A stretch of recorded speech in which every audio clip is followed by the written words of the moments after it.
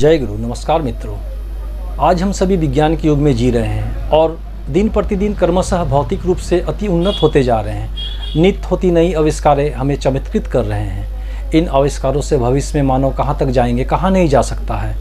और हम अपने इन नित्य नए उपलब्धियों से अत्यंत गर्वोक्त हो घोषणा करने से नहीं थकते हैं कि हम आधुनिक युग के वासी हैं। हमारा चाल चलन, उठना बैठना, पहनावा ओढ़ावा, रहन सहन सभी आधुनिकता से लबरेज है। हम दुनिया में बाजीगरों से ठगाने वालों में से नहीं हैं, क्योंकि हम अत्यंत बुद्धिमान हो चले हैं। इन सब के बावजूद भी हम पुरातन काल की तरह आज भी चमत्कार दिखलाकर उल्लू सीधा करने वालों को नमस्कार करते हैं। और यहीं पर कुछ प्रश्न चिन्ह आ जाता है, क्या सही में हम आधुनिकता के भीतर उतरने के लायक हुए हैं? क्या हम चमत्कार के पीछे के कारणों का वैज्ञानिक विश्लेषण करने का प्रयास करते हैं? आज भी चमत्कार दिखलाओ नमस्कार करवाओ के प्राचीन फार्मूले से हमें ठग लिया जाता है। ऐसे बाजीगरों की पहचान क्या है? इन्हें कैसे पहचान सकते हैं? यही बात आ जाती है सच्चे और पूरे सद्गुरु पुरुषोत्तम की, जो शिष्यों को अंधकार से निकालकर उजाले की ओर ले चले। अज्ञात मिराधन सह ज्ञानंजन शलाक्य चक्षुमिति येन तस्मै श्री गुरुवे नमः। वे वाणी के माध्यम से कहते हैं, जादूगर तो गुरु नहीं, धरते नहीं जादू की धार, जादू तोड़कर सब दिखाते, यही तो है उनका व्यवहार। इसी प्रकार से श्री ठाकुर जी ने जीवन के प्रत्येक क्षेत्र तथा समस्त विषयों और समस्याओं पर प्रश्न किए जाने पर उचित समाधान और मार्गदर्शन किया ही नहीं, बल्कि उसे जीवन में करके दिखलाया है। फिर भी सदा स्वयं को अल्पज्ञ ही जाहिर करते थे और इसी प्रकार जीवन का रहन सहन भी था साधन संसारी गृहस्थ मनुष्य की तरह। कार्य करने की शिक्षा रामकृष्ण ठाकुर की तरह सर्वोपरि रहा। इन उपरोक्त गुणों के विपरीत आजकल जो गुरु मिलते हैं, उन्होंने घरों को छोड़ दिया है, आश्रम बना लिया है। आश्रम के लिए बस्ता कांख में दबाकर वकील और कचहरियों का चक्कर काटते हैं तथा कथित अवतारी धरनी पुत्र कुछ एक कारावास की शोभा बढ़ा रहे हैं। अपनी ठगहरी दुर्बुद्धि की वजह से पुत्र कन्या भाई बंधु को छोड़ दिया, परंतु चेला मोड़ लिया है और चेलों को येन केन प्रकरण सुखी संपन्न बनाने में लगे हैं और उन्हें उल्टे बांस बरेली की तरह उल्टे सीधे ज्ञान देकर अपने चलन चरित्र के साथ उन्हें भी जहन्नुम का मुसाफिर बना रहे हैं। ऐसे पाखंडी पादुकाएं छोड़ दिए हैं, परंतु आकांक्षा है कि वातानुकूलित आश्रम में रहते हुए कार, मोटर गाड़ी, वायुयान, हेलीकॉप्टर आए तब उस पर चले। हिमालय की कंदराओं में, विकट बिहड़ जंगलों में रहने वाले सन्यासी भी महानगरों से आने वाले सेठ भक्तों की बाट जोते हैं। उन्हें भी धन, यश और ढेरों ऐश्वर्य चाहिए। परम दयाल से श्री ठाकुर जी कहते हैं, हम लोगों के देश में भगवान सजने का रोग है, उस ओर खबरदार मत जाना। 2-4 बार हरि बोलने से ही ठाकुर, 2-4 बार प्राणायाम करते ही मैं एक अवतार। अति तो और भी है, जब गच्छों पर आसीन होने के लिए चुनाव लड़ा जाता है, चुनाव याचिकाएं न्यायालय में लड़ी जाती है। ऐसे छद्म गुरु शिष्यों से पूजा पत्र ग्रहण करके शिष्य को सुखी संपन्न पुत्रवान बनाने को ही गुरुत्व की इतिश्री मानते हैं। भक्त भी अपने वर्तमान जीवन में शंका जागृत हुए, उनके मन में जानने की इच्छा का बिना उदय हुए ही अप्रत्याशित ढंग से गुरु मिल जाते हैं। युग पुरुषोत्तम श्री ठाकुर जी वाणी इनके ऊपर सटीक बैठती है। बाजार घूम के गुरु चुनते, निष्ठा गई जहन्नुम में, टूटेगी क्या शंका मन की, होगा क्या कुछ लाख जन्म में।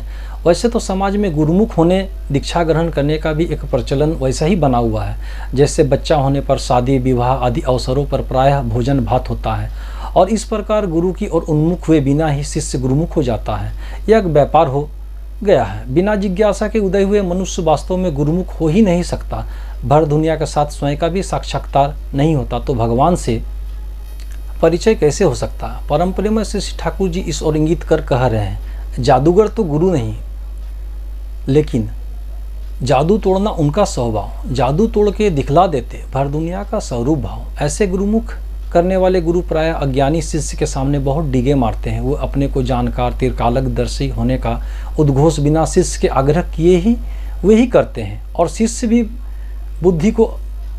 बुद्धि को अभिभूत करके और धर्ममय पैदा करके उसे घेरे में ले लेते हैं। ऐसे गुरुओं को तुलसीदास जी ने छद्म गुरु के रूप में देखा है और ऐसे गुरुओं के चक्कर में पड़ जाने पर शिष्य की वही स्थिति होती है जो रामचरितमानस में राजा भानु प्रताप की हुई थी। ऐसे आत्मघोषी कपटी मुनि को गुरु बनाने के बाद अत्यंत धर्मशील राजा सपरिवार राक्षस हो गया। राजा भानु प्रताप की धर्मशीलता का वर्णन मानस में भी है। ऐसे धर्मशील राजा छद्म गुरु पाकर सपरिवार राक्षस हो गया। प्रेमी जीव स्वयं या इशारा पाने पर ऐसे छद्म गुरु को पहचान कर उसके चुंगल से भाग निकलता है। जिस प्रकार हनुमान जी की भेंट कपटी मुनि कालनेमी राक्षस के साथ हुआ और वे बच निकले। ऐसे प्रवंचक गुरु बिना जिज्ञासा के ही स्वयं से आत्मघोष करता हुआ दीक्षा देने का आमंत्रण देता है तथा अन्य प्रकार से लोभ प्रस्तुत करता है। प्रायः भोलेजन ऐसे लोगों के चक्कर में फंसकर सपरिवार नाश को प्राप्त होते हैं।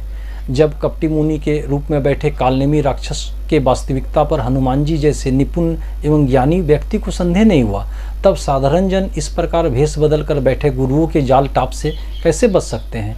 इसका साधारण सा सूत्र है कि जो स्वयं से ही बिना निवेदन किए अपने ज्ञान, अपनी जानकारी, तपस्या, भविष्यवाणी करने की शक्ति का प्रभावपूर्ण प्रचार या आत्मघोष करे, निश्चय ही वह छद्म और भंड गुरु है और उससे बचने की आवश्यकता है।